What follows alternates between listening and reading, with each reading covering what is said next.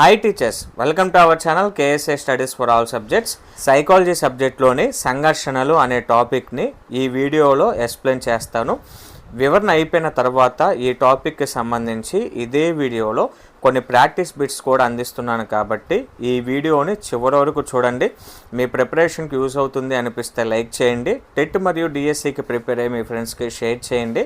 కొత్తగా ఎవరైనా మన ఛానల్ని చూస్తున్నట్లుంటే వెంటనే మన ఛానల్ని సబ్స్క్రైబ్ చేసుకొని పక్కనే ఉన్న బెల్ సింబల్ని కూడా యాక్టివేట్ చేసుకోండి.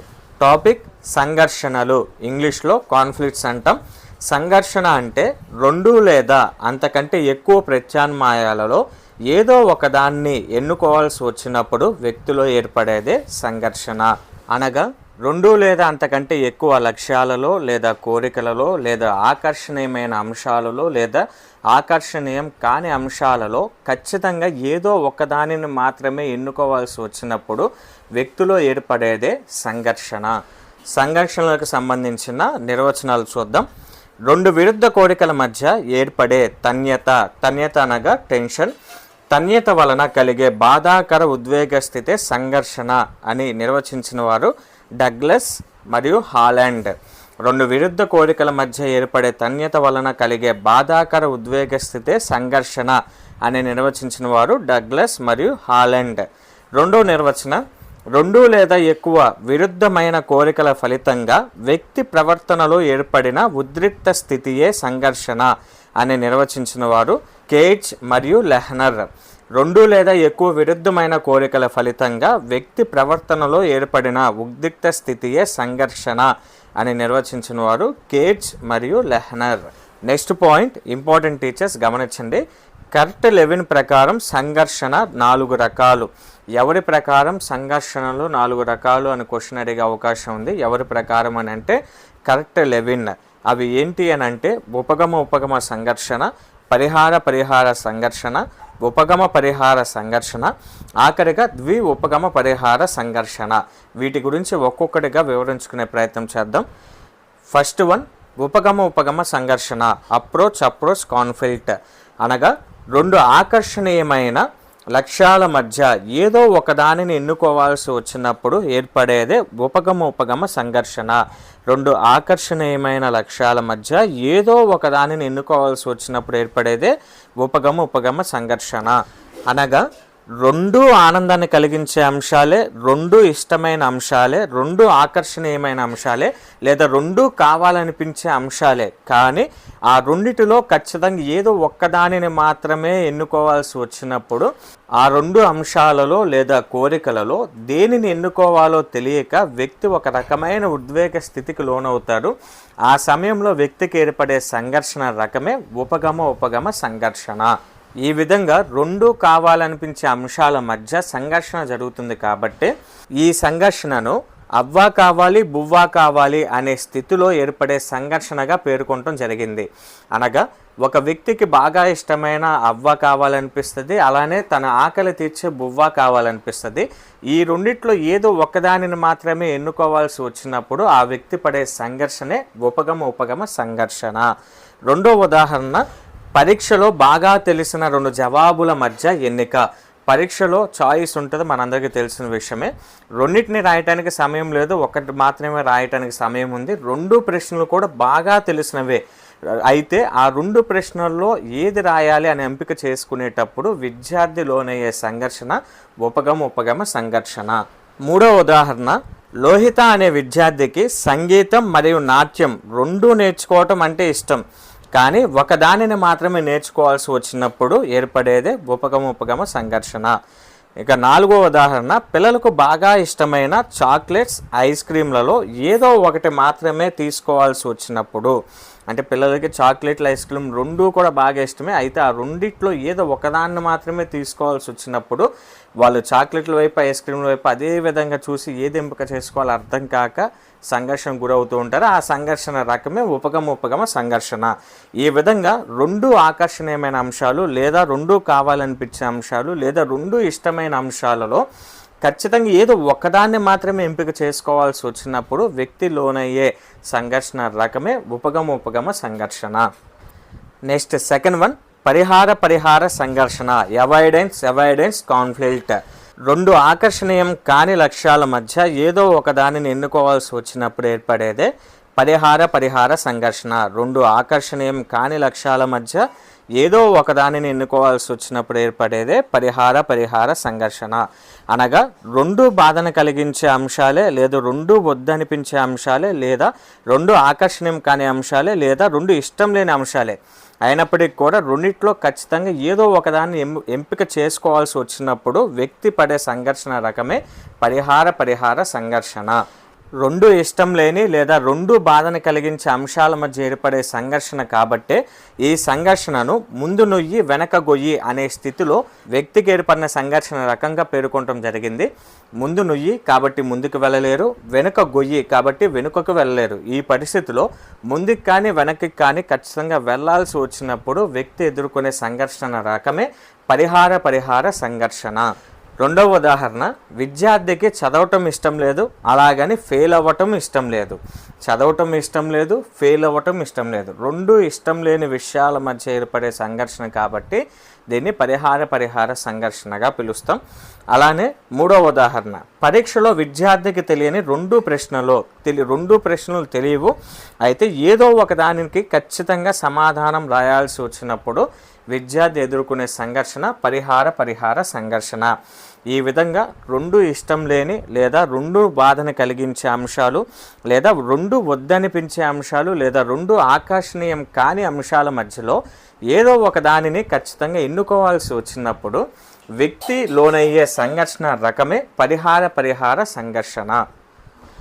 నెక్స్ట్ థర్డ్ వన్, ఉపగమ పరిహార సంఘర్షణ. Approach avoidance conflict. ఒక ఆకర్షణీయమైన మరొక ఆకర్షణీయం కాని లక్ష్యాల మధ్య ఏదో ఒకదానిని ఎన్నుకోవాల్సి వచ్చినప్పుడు ఏర్పడేదే ఉపగమ పరిహార సంఘర్షణ.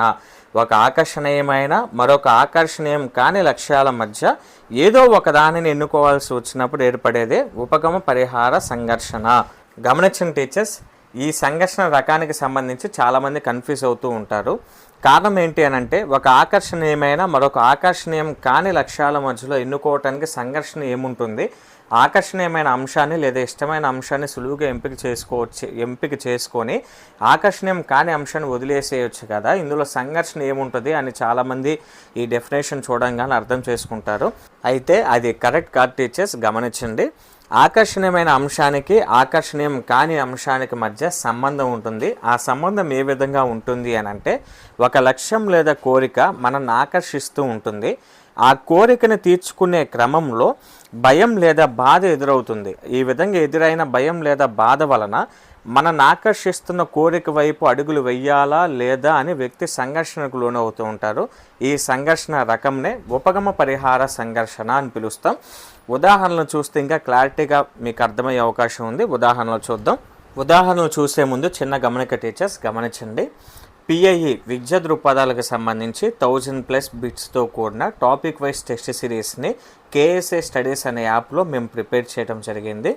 ఈ టెస్ట్ సిరీస్ SGT వారికి అలానే SA వారందరికీ కూడా ఉపయోగపడే విధంగా ప్రిపేర్ చేశాము. KSA స్టడీస్ యాప్ ప్లేస్టోర్లో అందుబాటులో ఉంది. ప్లేస్టోర్లో నుంచైనా మీరు ఇన్స్టాల్ చేసుకోండి. లేదు అనుకుంటే ఈ వీడియో కింద డిస్క్రిప్షన్లో లింక్ ఇస్తాను, అక్కడి నుంచైనా మీరు డైరెక్ట్గా యాప్ని ఇన్స్టాల్ చేసుకొని విద్యా దృక్పథాలకు సంబంధించిన టెస్ట్ సిరీస్ని ప్రాక్టీస్ చేసే ప్రయత్నం చేయండి. ఈ టెస్ట్ సిరీస్ మీ ప్రిపరేషన్కి చాలా బాగా యూజ్ అవుతాయి. అలానే SGT వారికి ఉపయోగపడే విధంగా సైన్స్, సోషల్ కూడా లెసన్ వైజ్ టెస్ట్ సిరీస్ని మేము ఆ యాప్లో అప్లోడ్ చేయడం జరిగింది. కాబట్టి యాప్ని ఇన్స్టాల్ చేసుకోండి. మీకు ఏ సబ్జెక్ట్ అవసరమో ఆ సబ్జెక్ట్ టెస్ట్ సిరీస్ని ప్రాక్టీస్ చేసే ప్రయత్నం చేయండి. అలానే టెలిగ్రామ్ ఛానల్లో కూడా జాయిన్ అవ్వండి. టెలిగ్రామ్ ఛానల్ లింక్ కూడా డిస్క్రిప్షన్లో ఇస్తాను. టెలిగ్రామ్ ఛానల్లో జాయిన్ అవుతే డిఎస్సికి సంబంధించిన లేటెస్ట్ అప్డేట్స్ అలానే డిఎస్సికి ఉపయోగపడే విధంగా రెగ్యులర్గా మన ఛానల్లో బిట్స్ కూడా నేను అప్లోడ్ చేస్తూ ఉన్నాను. కాబట్టి టెలిగ్రామ్ ఛానల్లో కూడా జాయిన్ అయ్యే ప్రయత్నం చేయండి. ఉదాహరణలు చూద్దాం. ఫస్ట్ వన్, పిల్లవాడికి చెట్టు ఎక్కి పండు కోయాలని ఉంది, అదే సమయంలో చెట్టు ఎక్కి కింద పడతానని భయం కూడా ఉంది. పిల్లవాడికి చెట్టు ఎక్కి పండు కోయాలని కోరిక ఉంది. ఆ కోరికను తీర్చుకునే క్రమంలో ఒక భయం ఏర్పడింది. ఆ భయం ఏంటి అని అంటే, చెట్టు ఎక్కితే కాలు జారి కింద పడతానేమో, కింద పడితే గాయాలవుతాయి అనే భయం కూడా ఉంది. ఈ భయం కారణంగా చెట్టు ఎక్కి పండు కోయాలా వద్దా అని సంఘర్షణలో పడిపోతాడు. ఈ పిల్లవాడికి కలిగిన ఈ సంఘర్షణే ఉపగమ పరిహార సంఘర్షణ. రెండో ఉదాహరణ, పిల్లవాడికి స్వీట్ ఐస్ క్రీమ్స్ తినాలని ఉంది, కానీ అవి తింటే జలుబు చేస్తుందేమో అనే భయం ఉంది. ఇక్కడ పిల్లవాడికి స్వీట్ ఐస్ క్రీమ్స్ తినాలని ఉంది, అయితే ఆ కోరికను తీర్చుకునే క్రమంలో అవి తింటే జలుబు చేస్తాయి అనే భయం కూడా ఉండటం వల్ల పిల్లవాడు సంఘర్షణకు గురవటం జరిగింది. మూడవ ఉదాహరణ, షాపింగ్కి వెళ్ళిన భార్య ఎక్కువ బట్టలు తీసుకోవాలని కోరిక ఉంది, అదే సమయంలో భర్త తిడతాడనే భయం కూడా ఉంది. భార్యకి ఎక్కువ బట్టలు తీసుకోవాలని కోరిక ఉన్నప్పటికీ కూడా ఎక్కువ బట్టలు తీసుకుంటే ఖర్చు ఎక్కువైందని భర్త తిడతాడనే భయం కూడా ఉంది. ఈ విధంగా కోరిక లేదా లక్ష్యం మనల్ని ఆకర్షిస్తూ ఉంటుంది. ఆ కోరికను లేదా లక్ష్యాన్ని తీర్చుకునే క్రమంలో కొన్ని భయాలు లేదా బాధలు ఎదురవుతాయి. ఈ విధంగా ఎదురైన బాధలు లేదా భయాల వల్ల ఆ లక్ష్యాల వైపు మనం అడుగులు వేయాలా లేదా అని మనం సంఘర్షణకు గురవుతాం. ఈ విధంగా ఒక ఆకర్షణీయమైన అంశాన్ని చేరుకునే క్రమంలో ఆకర్షణీయం కాని అంశం కనుక అడ్డుపడితే ఏర్పడే సంఘర్షణే ఉపగమ పరిహార సంఘర్షణ. గమనించిన టీచర్స్, మిగిలిన సంఘర్షణలతో పోల్చుకుంటే అనగా ఉపగమ సంఘర్షణ పరిహార సంఘర్షణతో పోల్చుకుంటే ఉపగమ పరిహార సంఘర్షణ అనేది కొద్దిగా క్లిష్టమైన సంఘర్షణ. ఇక ఆఖరిది ఉపగమ పరిహార సంఘర్షణ, డబుల్ అప్రోచ్ అవాయిడెన్స్ కాన్ఫ్లిక్ట్. రెండు లేదా అంతకంటే ఎక్కువ లక్ష్యాల మధ్య అనుకూల ప్రతికూల విషయాలు ఉంటే ఏర్పడేదే ఉపగమ పరిహార సంఘర్షణ. రెండు లేదా అంతకంటే ఎక్కువ లక్ష్యాల మధ్య అనుకూల ప్రతికూల విషయాలు ఉంటే ఏర్పడేదే ఉపగమ పరిహార సంఘర్షణ. అనగా రెండు లేదా అంతకంటే ఎక్కువ లక్ష్యాలు ఉంటాయి, ఒక్కొక్క లక్ష్యంలో అనుకూల విషయాలు ఉంటాయి మరియు ప్రతికూల విషయాలు కూడా ఉంటాయి. ఈ విధమైన లక్ష్యాలలో ఏదో ఒకదాన్ని ఎన్నుకోవాల్సి వచ్చినప్పుడు వ్యక్తికి ఏర్పడే సంఘర్షణ రకమే ఉపగమ పరిహార సంఘర్షణ. ఉదాహరణలు చూద్దాం. మొదటి ఉదాహరణ, అందమైన అమ్మాయి కానీ ప్రభుత్వ ఉద్యోగం లేదు, ప్రభుత్వ ఉద్యోగం ఉంది కానీ అందంగా లేదు. ఈ ఉదాహరణ ఒకసారి గమనిస్తే మొదట అమ్మాయికి అందం ఉంది, అది అనుకూల విషయం, కానీ ప్రభుత్వ ఉద్యోగం లేదు, ఇది ప్రతికూల విషయం. తర్వాత అమ్మాయికి ప్రభుత్వ ఉద్యోగం ఉంది, అది అనుకూల విషయం, కానీ అందంగా లేదు, ఇది ప్రతికూల విషయం.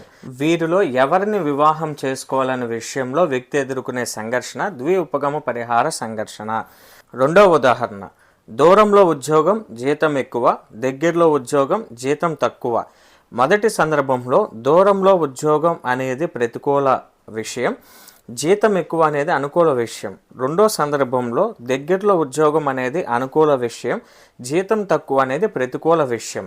ఈ సందర్భంలో ఏ ఉద్యోగాన్ని ఎన్నుకోవాలని వ్యక్తి ఆలోచించినప్పుడు వ్యక్తి ఎదుర్కొనే సంఘర్షణ ఉపగమ పరిహార సంఘర్షణ.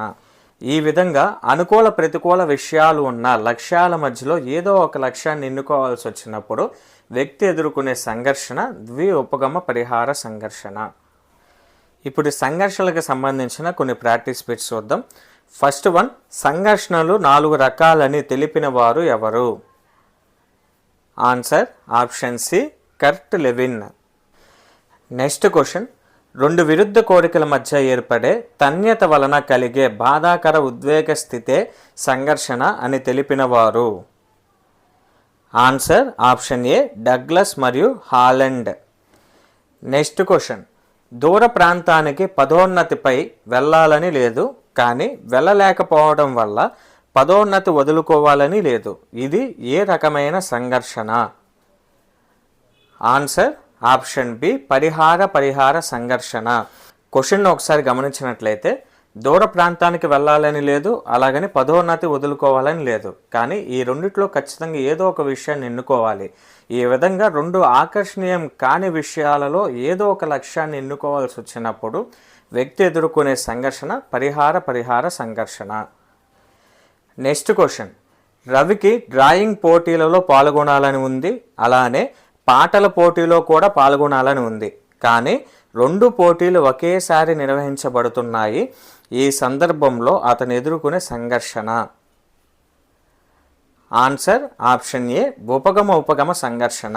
క్వశ్చన్ ఒకసారి పరిశీలించినట్లయితే రవికి డ్రాయింగ్ పోటీలో పాల్గొనాలని ఉంది, అలానే పాటల పోటీలో కూడా పాల్గొనాలని ఉంది, కానీ ఈ 2 పోటీలు ఒకే సమయంలో నిర్వహించడం వలన ఏదో ఒక పోటీలో మాత్రమే పాల్గొనడానికి అవకాశం ఉంది. ఈ విధంగా 2 ఆకర్షణీయమైన విషయాలలో ఏదో ఒక విషయాన్ని మాత్రమే ఎన్నుకోవాల్సి వచ్చినప్పుడు వ్యక్తి ఎదుర్కొనే సంఘర్షణ రకం ఉపగమ సంఘర్షణ. నెక్స్ట్ క్వశ్చన్, డిఎస్సికి ప్రిపేర్ అవుతున్న లతకు కోచింగ్కు వెళ్ళాలని ఉంది, కానీ ఆర్థికపరమైన ఇబ్బంది ఉంది. అయినా తను ఎదుర్కొనే సంఘర్షణ. ఆన్సర్ ఆప్షన్ సి, ఉపగమ పరిహార సంఘర్షణ. క్వశ్చన్ను ఒకసారి గమనించినట్లయితే లతకు డిఎస్సి కోచింగ్కి వెళ్ళాలని ఉంది, అదే సమయంలో డిఎస్సి కోచింగ్కి అవసరమయ్యే ఫీజు కట్టే ఆర్థికపరమైన స్తోమత లేదు.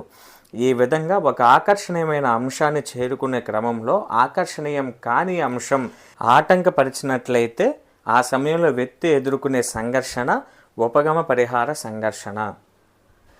Next question.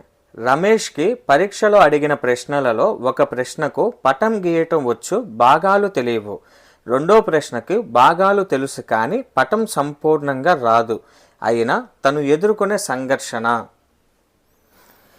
Answer option D, ఉపగమ పరిహార సంఘర్షణ. క్వశ్చన్ ఒకసారి పరిశీలించినట్లయితే పరీక్షలో 2 ప్రశ్నలు అడగటం జరిగింది. ఆ రెండిట్లో ఏదో ఒక ప్రశ్నకు ఖచ్చితంగా సమాధానం రాయాలి. అయితే రమేష్కు ఒక ప్రశ్నకు సంబంధించి పటం బాగా వచ్చు, భాగాలు గుర్తులేవు. రెండో ప్రశ్నకు సంబంధించి భాగాలు వచ్చు కానీ పటం పూర్తిగా రాదు. ఇప్పుడు ఈ 2 ప్రశ్నల్లో ఏ ప్రశ్న అటెంప్ట్ చేయాలి అనే సందర్భంలో రమేష్ ఎదుర్కొంటున్న సంఘర్షణ ఉపగమ పరిహార సంఘర్షణ. ఈ విధంగా అనుకూల అంశాలు, ప్రతికూల అంశాలు ఉన్న లక్ష్యాలలో ఏదో ఒక లక్ష్యాన్ని ఎన్నుకోవాల్సి వచ్చినప్పుడు వ్యక్తి ఎదుర్కొనే సంఘర్షణ ఉపగమ పరిహార సంఘర్షణ.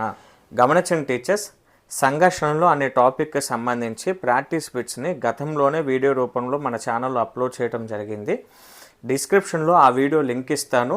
ఈ టాపిక్కి సంబంధించి మరికొన్ని ప్రాక్టీస్ బిట్స్ కావాల్సిన వారు ఆ వీడియోను కూడా చూడండి. మరికొన్ని ప్రాక్టీస్ బిట్స్ చేయడానికి మీకు అవకాశం ఉంటుంది. ఇంతవరకు టీచర్స్ సంఘర్షణలకు సంబంధించిన complete explanation with practice bits. ఈ వీడియోలో నేను అందించిన ఇన్ఫర్మేషన్ మీ ప్రిపరేషన్కి యూజ్ అవుతుంది అనిపిస్తే లైక్ చేయండి. టెట్ మరియు డిఎస్సికి ప్రిపేర్ అయ్యి మీ ఫ్రెండ్స్కి షేర్ చేయండి. అలానే డిస్క్రిప్షన్లో టెలిగ్రామ్ ఛానల్ లింక్ కూడా ఇచ్చాను, టెలిగ్రామ్ ఛానల్లో కూడా జాయిన్ అవ్వండి. కేఎస్ఏ స్టడీస్ యాప్ లింక్ కూడా ఇచ్చాను, యాప్ను కూడా ఇన్స్టాల్ చేసుకోండి. ఆ యాప్లో అన్ని సబ్జెక్ట్స్కి సంబంధించిన ప్రాక్టీస్ బిట్స్ ఉంటాయి. ఆ ప్రాక్టీస్ బిట్స్ మీ ప్రిపరేషన్కి చాలా బాగా యూజ్ అవుతాయి కాబట్టి ఇన్స్టాల్ చేసుకునే ప్రయత్నం చేయండి. కొత్తగా ఎవరైనా మన ఛానల్ని చూస్తున్నట్లయితే వెంటనే మన ఛానల్ని సబ్స్క్రైబ్ చేసుకోండి.